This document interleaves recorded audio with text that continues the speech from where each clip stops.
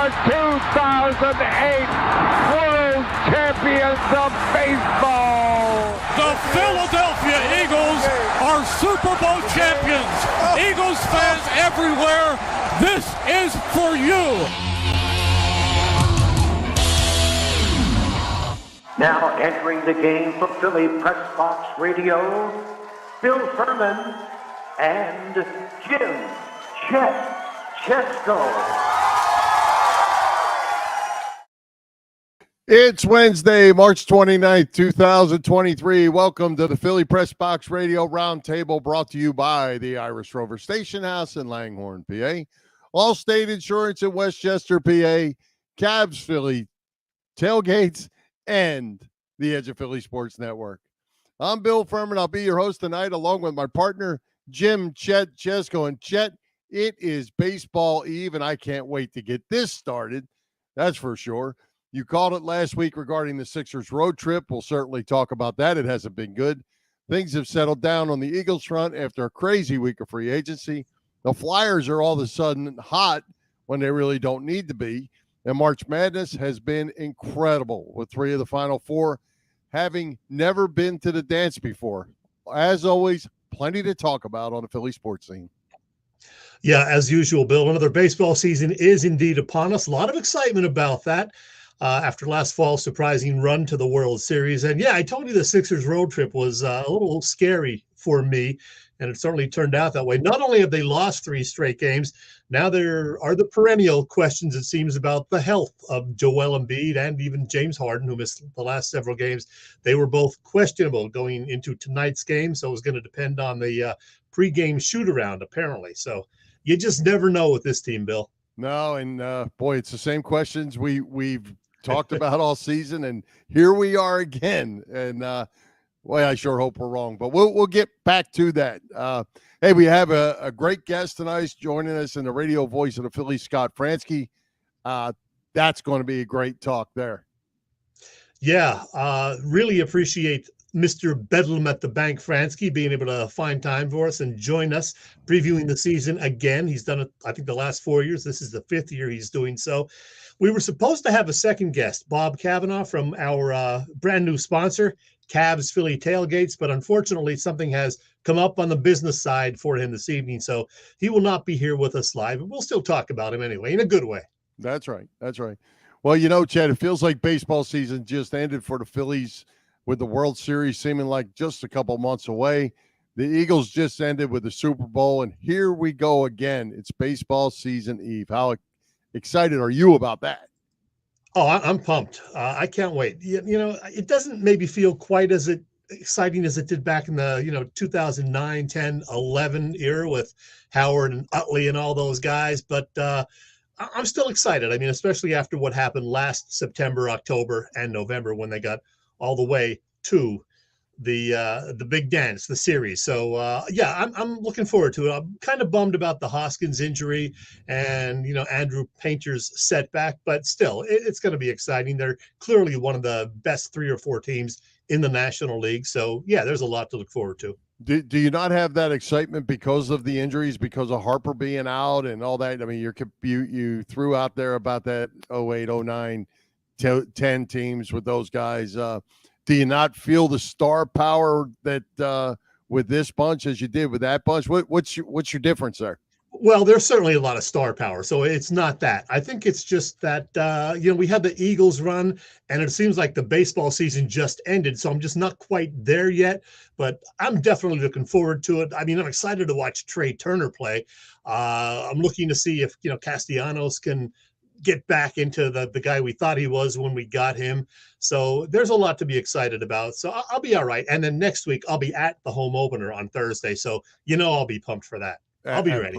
Absolutely. And, hidden away in the schedule for those people that haven't really looked closely at the schedule, obviously they open in Texas tomorrow night. They go to the Bronx to play the Yankees before they come home for that home opener against the Reds. So a little trip to New York before we get this thing really rolling. Yeah, that is a tough first 6 games. Tough way to open the season. On the road out in Texas, a team that you don't see all that often. Then up at Yankee Stadium, their fans are going to be crazy. The Phillies, by the way, are on Sunday Night Baseball this very first week, also in Texas. So that's, I guess, 8 o'clock or 8:15 start or whatever that is. So, boy, it's going to be fun. It is going to be fun, and I guess we see Jacob deGrom on the opener tomorrow night against Aaron Nola, right? Yeah, and I think it was our buddy JR posted today that DeGrom's pretty good in season opening He's starts. pretty good all the time. Yeah. He's pretty good all the time when he's healthy. Yeah. Yeah. Nola hasn't been bad in his season openers. This is his 5th or 6th in a row for the Phils. So it should be a good pitching matchup. And the pitchers, even though, the Phils have such a great lineup offensively, the pitchers sometimes will dominate early in the spring. So we'll see. I don't know what to expect. Yeah, well, it's going to be fun, I think, and we'll get to it with our picks. But let's hear from Scott first, and then we'll follow up with some things that we came up with after that. You had a chance to visit with the radio voice of the Phillies, Scott Franzke, Monday afternoon. Unfortunately, I couldn't be part of that, but somebody told me that it was gold. I'll tell you, Scott is such a great guy to talk to. And yeah, I texted you after wrapping up the interview, and I told you how great it was, not necessarily because of anything I said or did, just because Scott is such a pro, so smooth. I just love talking with him. I'm sure you and our viewers and listeners will enjoy it. So without further ado, if I can figure out how to press all the right buttons. just for so everyone knows, I've not heard this either. So this is my first time as well. So I'm looking forward to hear what Scott has to say about the 2023 Phils. Great to talk with this guy for a 5th straight spring. It is the radio voice of your Philadelphia Phillies, Scott Franzke. Hey, Scott, great to see you again. And first thing, congrats on a new contract. Glad you're going to be sticking around calling Phillies games for several more seasons. Me too. Thank you. Well, Scott, speaking of contracts, it'll be Aaron Nola, the longest tenured Philly, on the mound again for the Phil's season opener on Thursday. We learned over the weekend, though, that contract talks had broken off, and Nola will perhaps be a free agent come season's end. What do you make of that news? Well, I mean, I think as much as anything, it's probably frustrating a little bit for both sides that they weren't able to come to an agreement. I think they both would like to work something out, but and a little bit reminiscent of what JT Realmuto went through a couple of years ago when he was a free agent and went to the market and went into the offseason, and the Phillies ended up paying then rather than getting a deal done a year out. So again, I think there's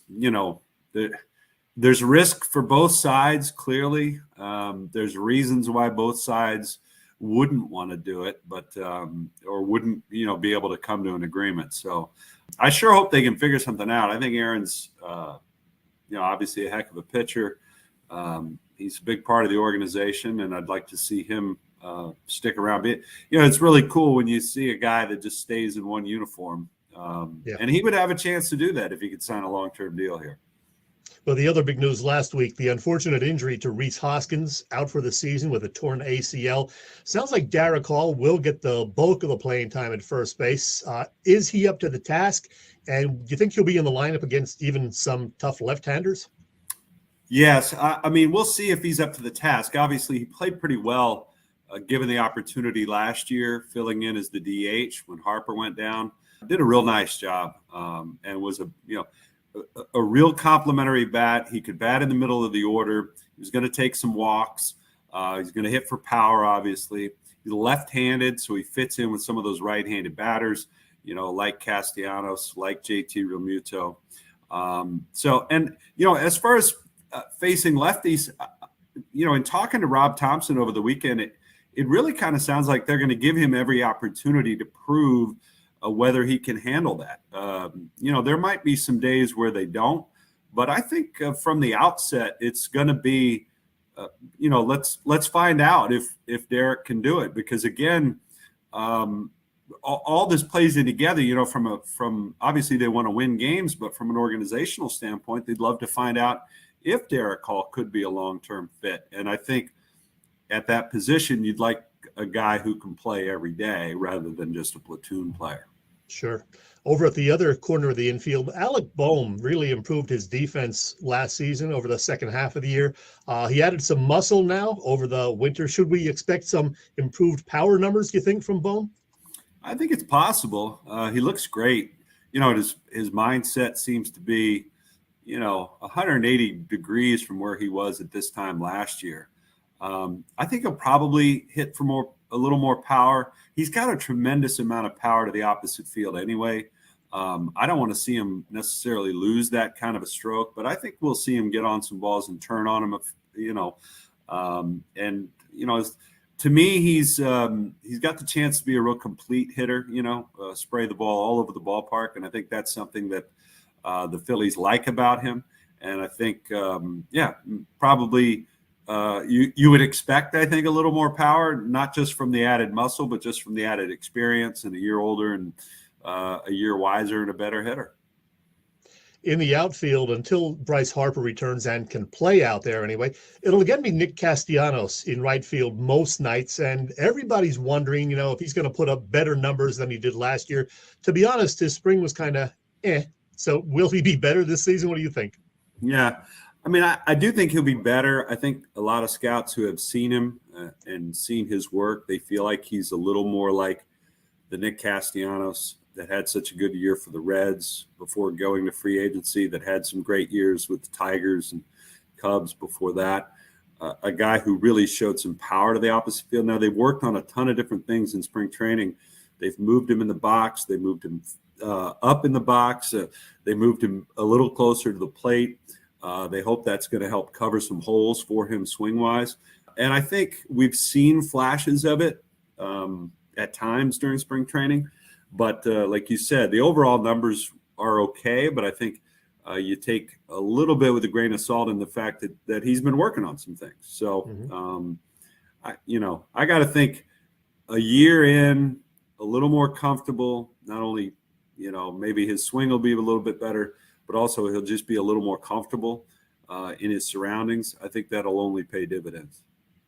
Well, the big addition this year, of course, Trey Turner, the shortstop. He was certainly terrific in the World Baseball Classic. Boy, that was fun to watch. What does he bring to the Phillies lineup? Everything. I mean, he does a little bit of everything, and that's just the best way to put it. He can hit for average. He can hit for power.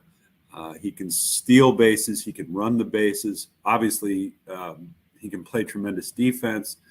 I really think at the top of the lineup, he's got a chance to score maybe 120, 130 runs if he stays healthy. And if they have the kind of season offensively that they think they're going to have, I think he's got a chance to score a ton of runs this year at the top of that lineup.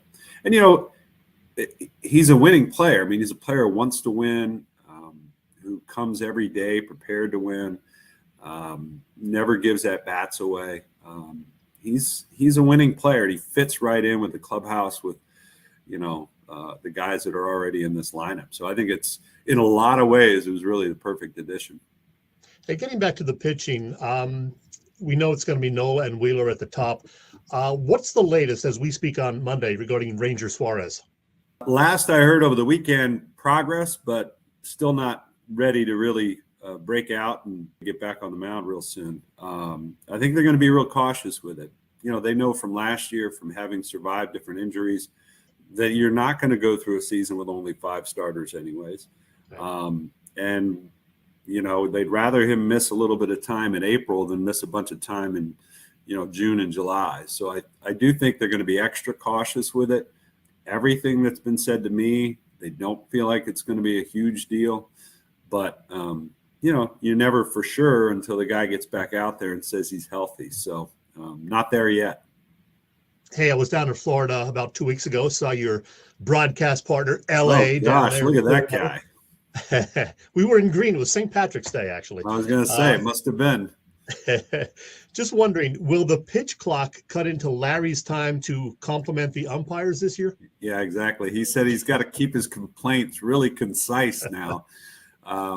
It's a different thing for a broadcaster. I mean, we're really used to having all this extra time, whether that's just being facetious here, but whether that's complaining or commenting on the umpires or just telling a story or having a little bit of fun. I mean, there are so many times when I sort of, I look away and I'm looking something up and I'm, maybe on the computer trying to figure something out or dig up a stat or something like that. I mean, we can't really do that anymore. It's definitely a different pace. It's felt that way in spring training. I don't know if it'll feel a little bit different once we get further into it, but it definitely felt that way that, you really have to lock in. In addition to the pitch clock, of course, there's the banning of the shift. What's that going to mean? Is that going to lead to more hits, more runs? Yeah, I think it will. I think it's definitely going to improve batting averages overall. Whether that's a, A plus B equals C and you automatically get more runs, I think that probably remains to be seen. But I wouldn't see, I can't imagine I can't imagine it would be less. Batting averages are at an all-time low, really. I mean, they've been steadily declining. And a lot of that is because these guys are so well positioned defensively. There's no holes because they know everything about you and they know exactly where you're going to hit the ball off which kind of pitcher. And they're all the, whatever you call it, the algorithms or the whatever they use to figure all that stuff out, all the data points, they were locked in. And so I think it'd be interesting to see. I do believe that averages will increase. And so I can only assume that would lead to more runs. We shall see. Scott, I have a hunch you've seen this once or twice before, but I just have to do this. 2 balls, 2 strikes to Bryce Harper. Suarez delivers. Swing and a drive, left field. It's deep. It's going. Yes. And it is gone. Yes.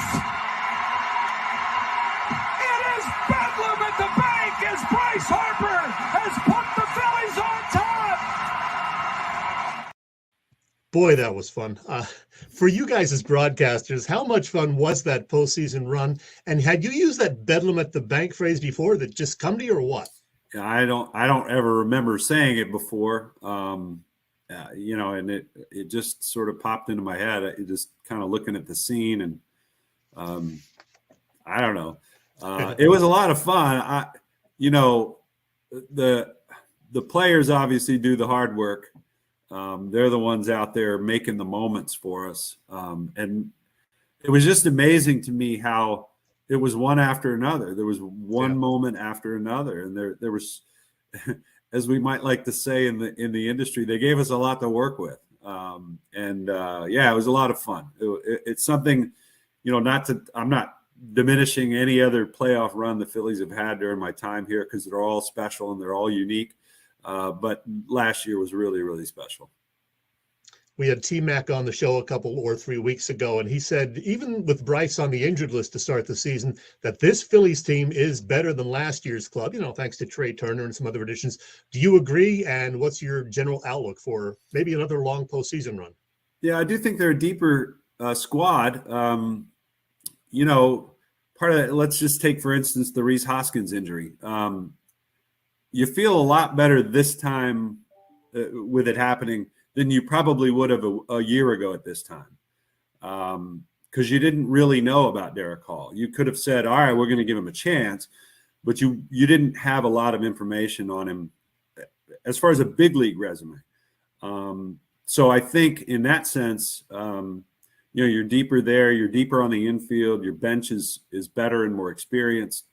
Pitching-wise, when healthy, they're a better rotation at the start this year. Ranger's a big part of that, so they would need to get him back.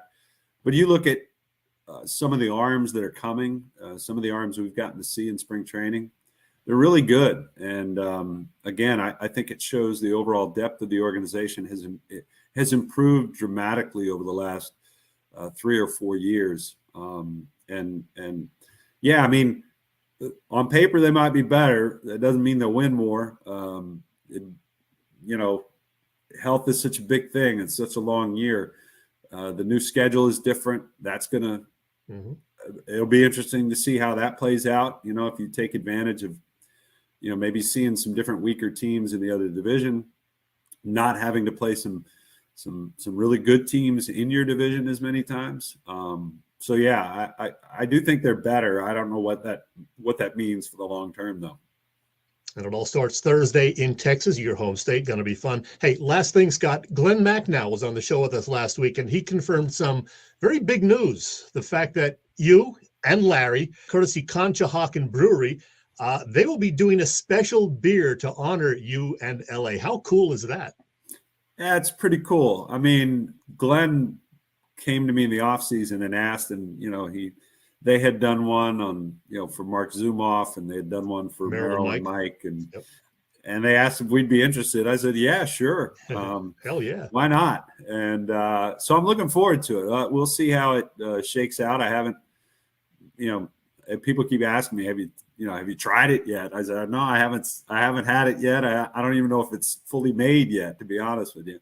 You might know more than me if you just had Glenn on last week, but still working on it, I think he said. Yeah, it's pretty cool. It's flattering. It's humbling to think that, I didn't know what to expect when I came to Philadelphia, and I've almost been here 20 years now, and which is really hard to believe for me. And yeah, again, it's just kind of humbling and flattering that they would think us worthy of doing that.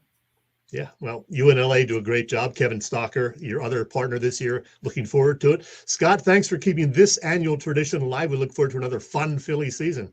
Yeah, thank you, Chet. Good to talk with you.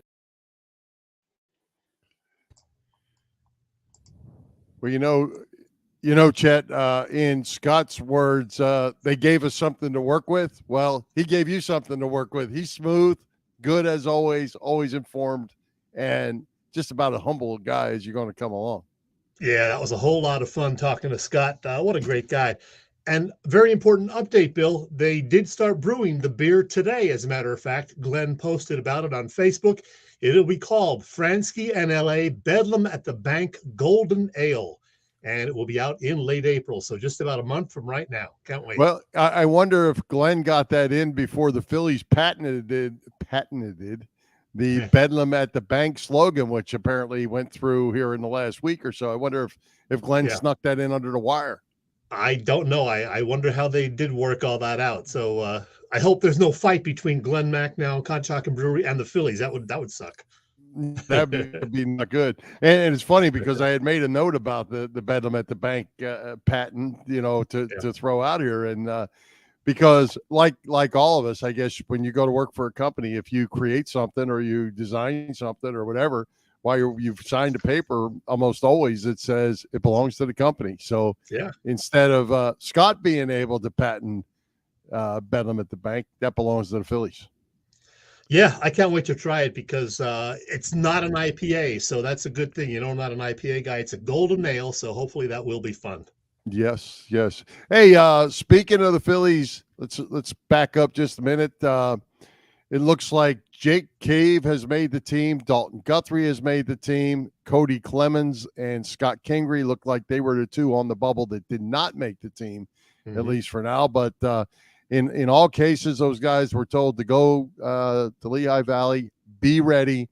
You're going to get the call at some point. But Jake Cave and Dalton Guthrie are coming north. Yeah, well, Cave had a great spring. I think he led the majors in hits with like 23 hits or whatever. Kingery was very good also, but they would have had to create a spot on the 40-man roster for him. So they decided to let him go down and play regularly wherever. I'm assuming Lehigh Valley. They didn't designate that immediately, but I think we will see Kingery back again at some point. Yeah, Kingery had a great spring, and he played real well, and it looked like he was there till the very end, and they said that confidence and swagger that he had when they signed him to that big contract was back, and he looks like the old guy we were looking for.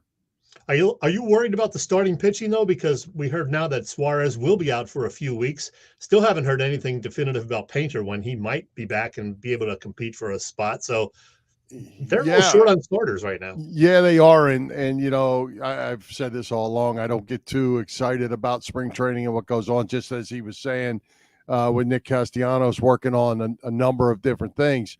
That may have been the same with Walker.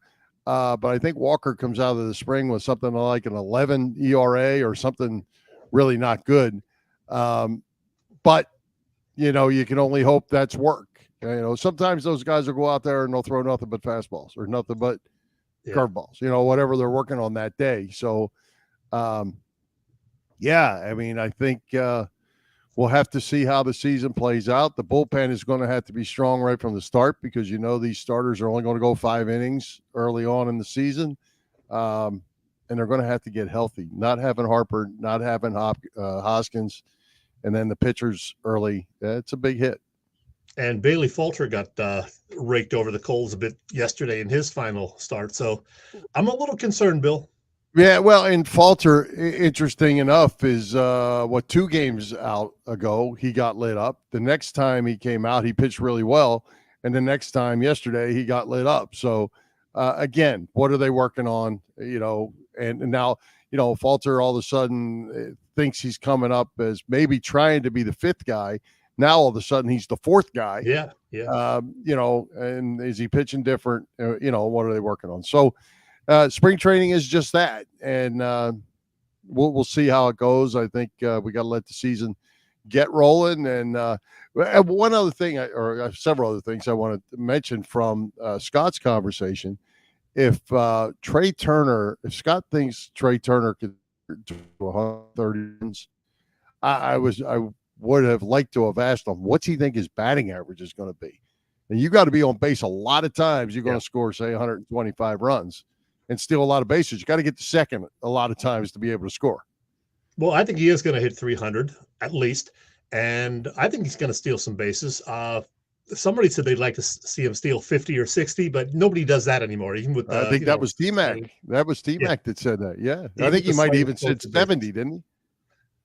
I'd settle for 40 because, you don't see that much anymore. I think the last year, the guy who led the majors had 40 something. So what the heck? Yeah. Give him 50 or more and score some runs. Yeah. Well, and I think the other thing to Scott's point, if the shift is going to increase the averages and the game, and now all of a sudden, ERAs are already ballooned. Now, all of a sudden, if you can get through 5 and only give up 5 or 4, maybe that's what we're looking for or towards here. Who knows how this is going to play out with the field defenses being what they are and running bases. And you might see a lot more hit and runs now because you can't shift. It could be, like an NFL game, throwing the ball. You can only over throw over twice to first base to right. pull the guy on. If you do it a third time, you got to get him or it's a balk. So. Yeah. So now all of a sudden that runner makes you throw over the first couple of times and he's going the third time because you can't get him out. You're not going to be able to throw him out. So I think what the MLB wants and they may get is more scoring and yet a slightly shorter time of game. So it could be great. Well, and we'll about too, because if guys are running around the bases, the game's not going to be shorter if they keep scoring runs. You make them throw it faster, they're going to hit it faster. So we'll see about that as well. Hey, I did want to. We got to make our predictions at some point during the show. Our official predictions. We will. Hey, I did want to ask you because it's been all over the news and all over everywhere. What'd you think of the JT Realmuto getting tossed the other day? How hilarious was that? Yeah, somebody posted that right after it happened. I said, "What the heck?" He puts his glove back and didn't know the ump was about to drop it. Moves the glove. The ump thought he was trying to show him up or whatever. Umps are a little crazy and just. I didn't see it today. I saw it when it first came out. I posted it actually, but I didn't see to today what happened the pitch before that. Did you see that? I didn't either. No. Okay, so I'll try to run this as quickly as I can. Pitcher's pitching. And he doesn't get his foot up quick enough, and he gets balked. Okay, calls a ball on him. So the pitcher, I forget which one it was, goes back to the mound. He's looking at the ball. I don't want the ball. So he throws it out. The umpire throws the pitcher the ball. The pitcher gets the ball. He's mad because he gave him a ball call. So he's walking back to the mound with the second one, throws it out. Well, the first time JT had his glove out and he threw it to the pitcher.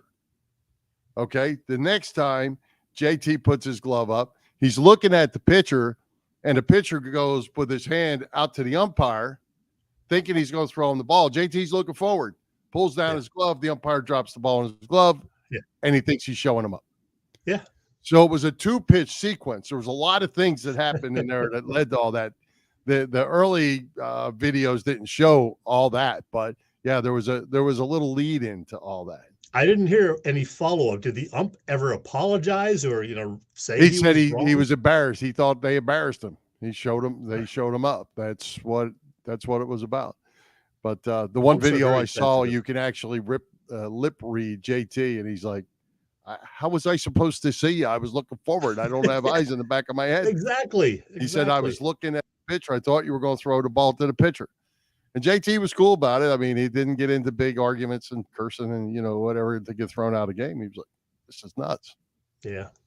So going to be fun. Can't wait to get it started. Baseball Eve, to me, Chet, is almost like Christmas Eve. It's a great time of year. I mean, with baseball starting, March Madness winding up, we're getting close to the basketball and hockey playoffs. This is a great time of year for a lot of sports fans. Yes, it is. And spring is here, so it's time for you to save some money with Allstate's pay-as-you-go auto insurance, too. Yeah, that's right, Bill. Allstate's pay-as-you-go auto insurance puts you in control. You only pay for the miles you drive with the same full coverage that a traditional policy offers. Pay-per-mile insurance gives customers greater control of their insurance costs. See how much you can save with pay-per-mile car insurance by calling your local agent in Westchester, Pennsylvania. That is Dave Lavoie. Call Dave at 610-430-0700. Again, 610-430-0700 and start to save more now that you are driving less. Absolutely. Well, hey, Chet, as we say, Philly season getting started. So something new, I'm sure, will be going on at the Irish Rover Station House. What's going on there? Always something going on there. The season opener will certainly be on the many TVs there at the Rover. Always a great time to be had. For example, there's Quizzo every Wednesday night. And then this Thursday evening, they have a Flyers night with Coors Light specials and some giveaways for the Flyers game. That'll be on the TVs. Look at that, $3 drafts, $3.75 bottles of Coors Light. The dinner specials this week, salmon, one of them. I love salmon. Always 24 beers on tap at the Irish Rover Station House. Check this place out. The Irish Rover Station House is on Bellevue Avenue in Langhorne. The patio is going to be open soon, that outside patio. Always a good time there. You can get more details at their website. That is irishroverstationhouse.com. And I'm going to see this guy in June. This guy being the great Willie Nile. Hey, everybody. It's Willie Nile here, and you're listening to Chet and Bill on Philly Pressbox Radio. You lucky people. Yeah, pretty soon, Willie might think you're a stalker. Willie's going to be 75 in June and having a big party for him. Hey, before we go on, I want to mention something. Two of my favorite people, Bill, are celebrating birthdays today. One of them being my long pal from, back in the early days of our lives. That's him in the middle. I actually knew him at that point. He says that was a popsicle, not a lollipop, and he's probably right there.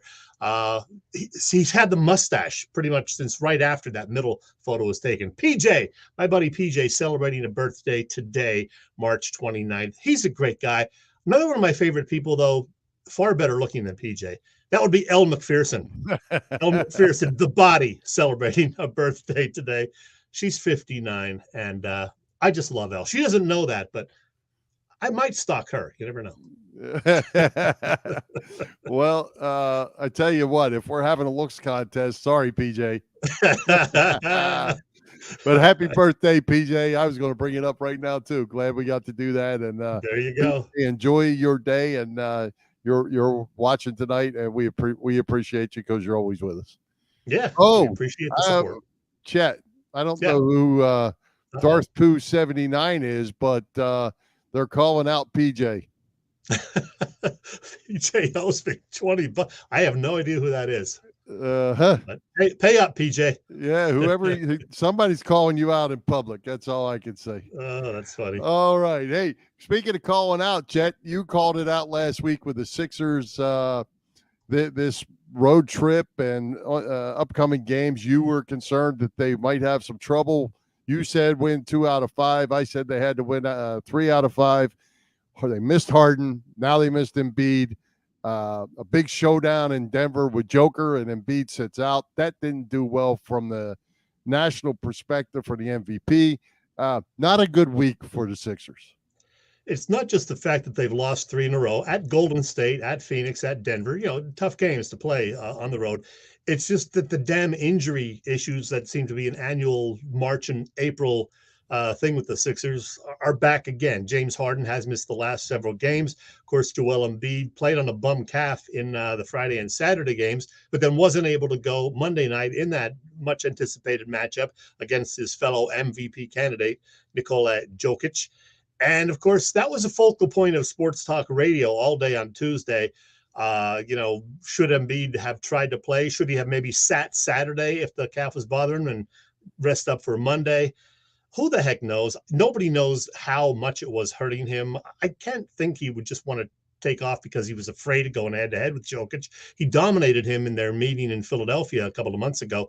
But now, I don't know if this is accurate. Somebody called into the radio, said Embiid has missed the last 3 or 4 games in Denver when the Sixers played out there. So that's very strange. They only play them once a year, but this caller said every year he was either out with an injury or load management when the Sixers played in Denver.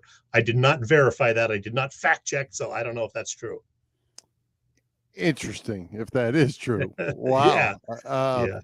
Wow. But now look at the standings, Bill. The Sixers are actually closer to the 4th place Cavaliers than they are to the 2nd place Celtics. They're 2.5 behind the Celtics. Boston owns the tiebreaker. So Boston would have to only win 3 of their last 6, while the Sixers would have to win all 7 of their remaining games.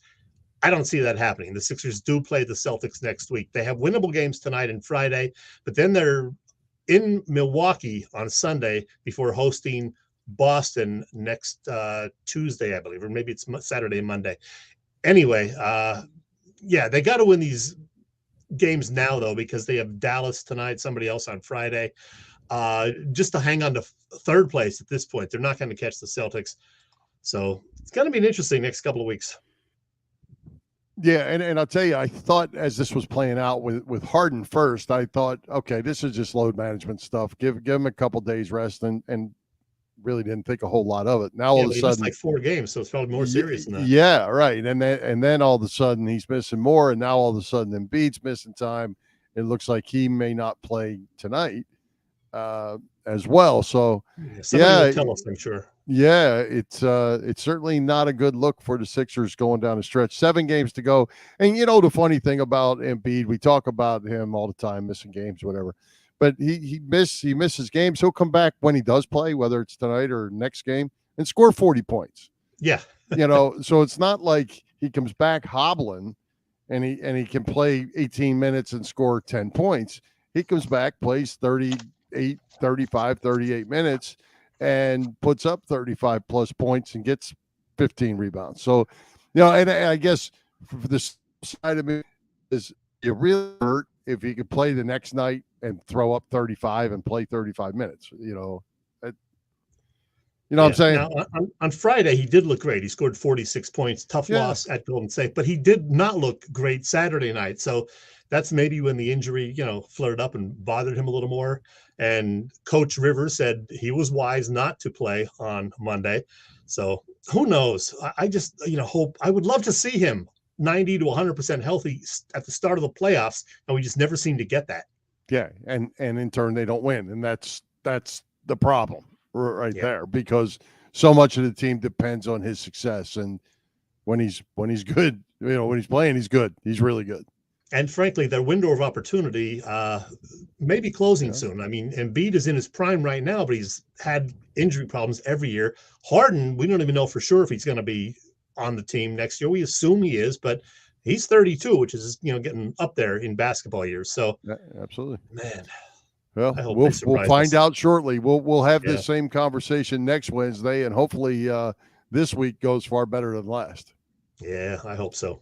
All right. Well, hey, Chet, we announced last week that we had a new member of the Philly Pressbox team and Cavs Philly tailgates. Let's take a minute. We want to take a minute because we don't ever do this. We just run through our sports and do everything, and we haven't done this in a while. But we wanted to take a minute and thank our friends at the Irish Rover Station House, Dave Lavoie of Allstate Insurance in Westchester, PPCC 118 Raz Room.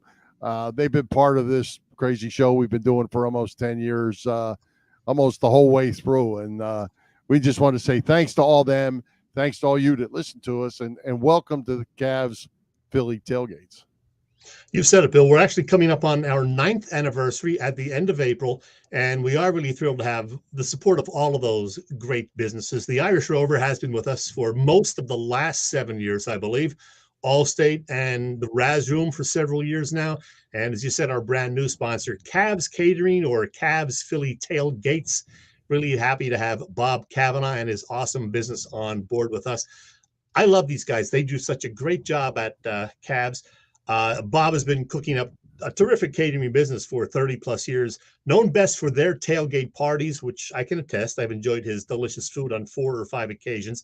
Cavs is a 3-time winner of Jack Daniel's Great American Tailgate Party Contest and a past winner of the Philadelphia Daily News Tailgate Award, even featured on the Food Network. The next big event is, well, it's next week. It is the Phillies home opening day tailgate, Thursday, April 6th, 11 a.m. to 2:30 p.m. So before you head into the ballpark, you can do the Cavs tailgate thing. You can get all the information on their website. There will be tailgates also before the April 8th game, the following Saturday, and then on May 6th, when the Red Sox are in town. Fantastic food and plenty of cold beverages. Cavs also does corporate events, graduation parties, you name it. Cavs Philly Tailgates is the way to go. If you need more info, email them at cavscatering@verizon.net, or again, just check the website, phillytailgates.com. Absolutely. And again, thanks to all of them. We really appreciate it. Hey, Chet, we got another comment. If you can't get far and past the second, at least let's help a typical New York collapse to go along with rest for the 4th spot and go after the Knicks. What do you think of that? You know, I actually thought that they might be better off slipping to 4th place, which I guess would have them play the Cavs in the opening round, and then Milwaukee in the second round, and then you'd put off facing Boston until the 3rd round, assume everything, went as expected. So you never know. That could end up working out better that way, but I think they could beat the Knicks. I think they could beat the Cavs. I actually think they could beat the Bucks too. The Celtics do scare me. Yeah, well, I always go with win your games. Win all your games, and let the chips fall where they fall. Don't lose your way in, win your way in, and then let it fall where it falls. I'm with you. And speaking of winning, Chet, the Flyers playing good hockey at a time when they don't need to be. They've won 4 in a row, 5 of 6. They're dropping draft positions, and I've always said players don't tank. Fans want teams to tank. Players and coaches don't tank. They play their tails off. They played really well all of a sudden. Joel Farabee's playing well. Morgan Frost was great last night. I actually watched much of the game last night while I was prepping for our show. A couple of goals for Frost. Carter Hart had a sore back or something, and so Felix Sandstrom got the start, played well. Yeah, 4 straight wins and 5-0-1 in their last 6. Go figure, Bill. Yeah, they actually showed a graphic during the game last night. I think it was late in the second period. Maybe early in the third, where they were showing them dropping in the draft order. The chances of getting the big fish were dropping as they continue to win games. Yeah, I think they're down to 7th as far as the 7th worst team in the league now. But somebody with the knowledge of the situation said the other day that even going from the 5th worst to 7th worst, it only hurts your percentage chances of getting the top pick of just like 2%. So I don't know, but we'll find out. Like I say, players are going to play. They're going to play it out to the end. That's just the way it goes, and they're going to try to win. So they're not making the playoffs. We know that. They're, I think, still 12 points out of the final wild card spot, and with only 7 or 8 games left. I don't know what it is. Yeah, and with John Tortorella, if you're not playing hard, you're not playing. I mean, he's going to play it till the last game. Better play. He'll hit you, and makes no bones about who you are. He'll sit you. Yeah, we know that for sure, Bill. Oh, by the way, I was at the Flyers Carnival on Sunday. You may have seen the pictures. So a relative of mine actually texted me Friday night that she had a couple of free tickets. She got them for free, couldn't go. She knew I was a sports fan, Philadelphia sports fan. So I said, you know what? I've never actually gone to the Flyers Carnival. So I took her up on the offer and I went and got to say hello to Lou Nolan and Jim Jackson and Lauren Hart. Lauren Hart saw the Philly Pressbox Radio show. She says, I remember being on your show. I said, yeah, like 6 years ago. And so it was good to see her. Great event. Nice crowd. You saw the pictures. So glad to see that they finally got back into doing that after having to miss it the last couple of years with COVID. Tremendous event. It's been going on for years and years, and they've raised a bunch of money. And as players come and go, management comes and goes, and all that event continues to march on. And it's great. It's absolutely a great event. And Lou Nolan said he's been there for pretty much every single one they've had since the mid-70s when it started. I bet he has. All right. Hey, let's give a shout out to all the shows at the Edge of Philly Sports Network this week. It's baseball season. We'll be seeing baseball shows, basketball shows, hockey shows, lacrosse shows. The Union is coming up. We got it all going on, Chet, at the Edge of Philly Sports Network. Check out all the action at www.eopsports.com, as well as Edge of Philly Sports on YouTube. You can find our show, Philly Pressbox Radio, on our YouTube channel as well. Help us out by hitting those subscribe, follow, and like buttons. And as always, share with your family and friends. And speaking of having a lot going on, the guys at Philly Sports Trips, Bill, they are very, very busy. They got the bus trip to Yankee Stadium this coming Monday. I'm not sure if that one's sold out yet, but then there's the NFL draft. There are Union trips. There are all Eagles road games. There's, the Union trip to London and Leeds. You can go to Wrigley Field the end of June with Philly Sports Trips. Cavs, Bob Cavanaugh involved with all of that, along with Vince Rizzuto. So get all the information on all of these great trips at their website, phillysportstrips.com. You see it right there on the screen. That Yankees trip is this weekend, right? Is that Monday? Monday. Yep. Monday, yeah. Check it out. Early season game at the Bronx. That'll be. Oh, I don't know. I was going to say that'd be opening game for the Yankees, but that might be this week. They might be home tomorrow. Yeah, I don't know where they open. It will be their fourth game, I assume, but I don't know if they're opening at home or on the road. Hey, here's a message from PJ. And there you go. In the starting lineup. So, yeah. Doc Rivers said they would be starting, assuming everything went well in the pregame warm-up. So that's good. Let's hope they can stay healthy. Get healthy, stay healthy. Remember, there's only one Doc in Philly. I know how you feel about that. Rivers. All right. Hey, great guest tonight in Scott Franzke, Chet. Who's coming to Philly Pressbox Radio next week? Well, Bill, you know what? Before I tell you about next week's show, I'm going to do, and don't laugh when I tell you this, I'm going to do a quick book review.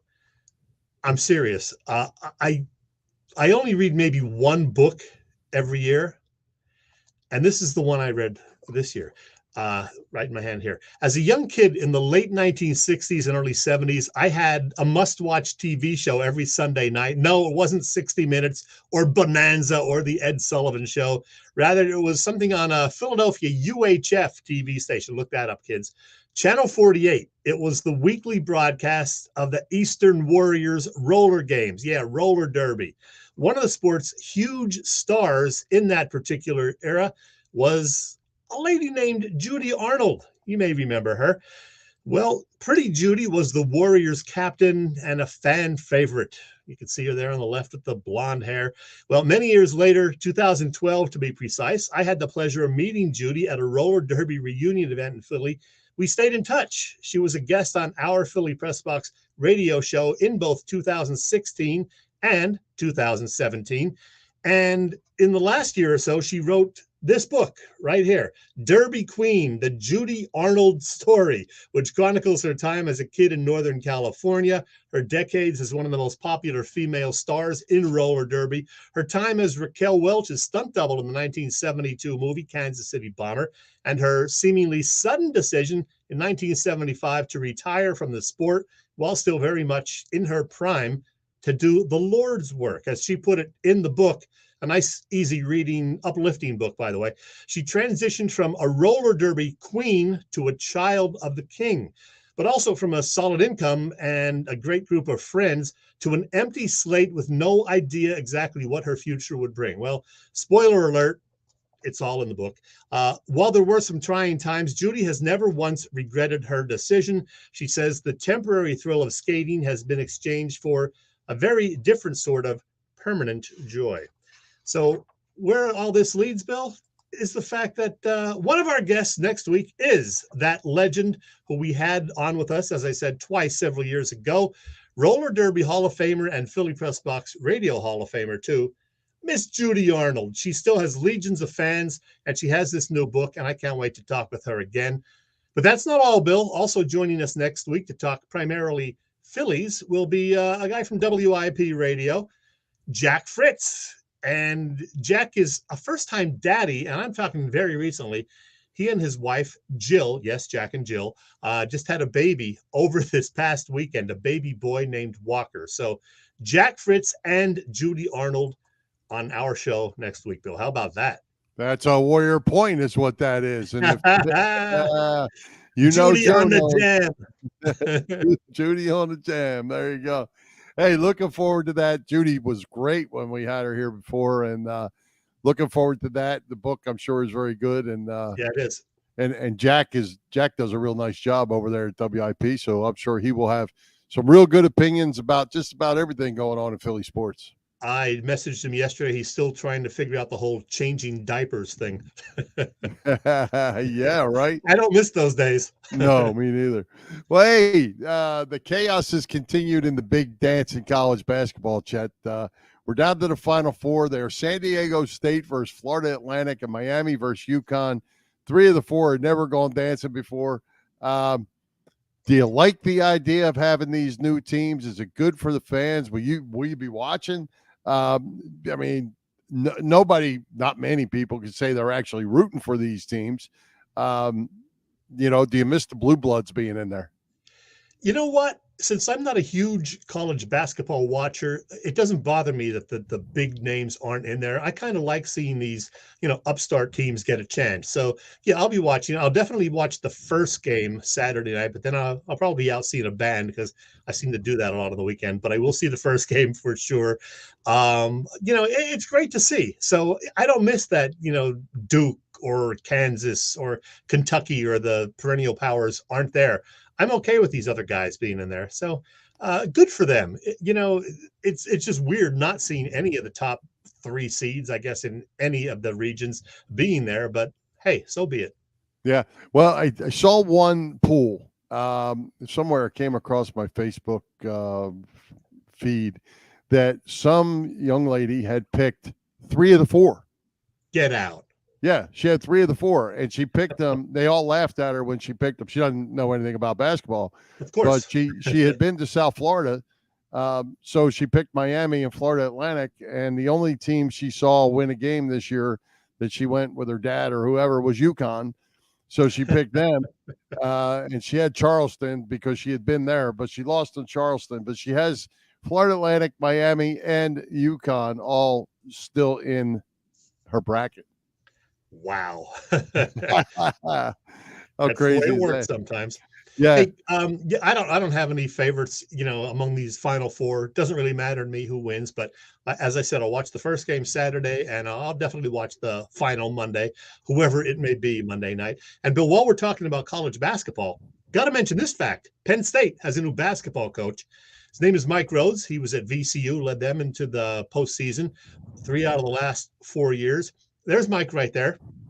And I don't know if you know this or not, but Mike Rhodes is from my hometown of Mahoney City, Pennsylvania. Oh, no kidding. He is the son of a guy who was principal, I think, back when I was in school back in the day, Jim Rhodes, who's no longer with us. He was a state senator, died in a car crash, unfortunately. And another little tidbit, I actually dated Mike Rhodes' aunt. That's how old I am, very briefly back in the day. Wow.